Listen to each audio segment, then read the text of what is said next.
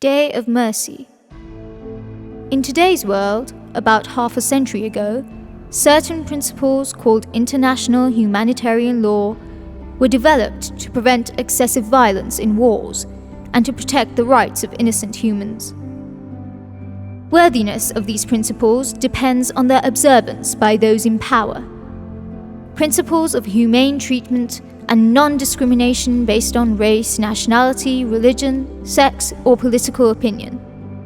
Principle of distinction between combatants and military objectives and civilians and civilian objects. Principle of hindering attacks with no justifying reasons. Principle of goodwill and application of peaceful means for settling disputes. Can the trace of this advanced humanitarian view be found throughout history? On the year 8 AH, 630 AD, the conquest of Mecca occurred, an event which was one of the greatest accomplishments of Muslims.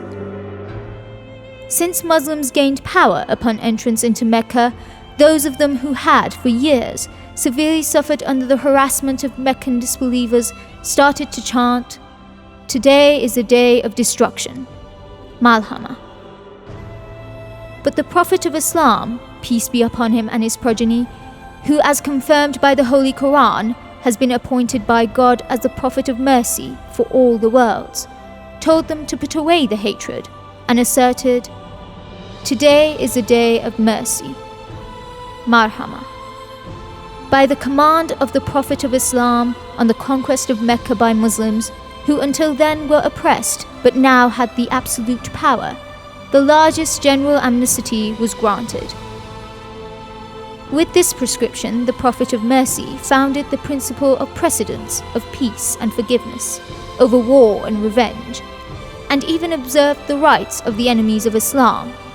The Prophet, peace be upon him and his progeny, declared the house of his biggest enemy at the time, Abu Sufyan, a sanctuary, so that any of the unbelievers seeking refuge in his house would be safe. On that day, none of the adherents to disbelief were killed. In history, this day has been called the Day of Mercy. The Day of Mercy.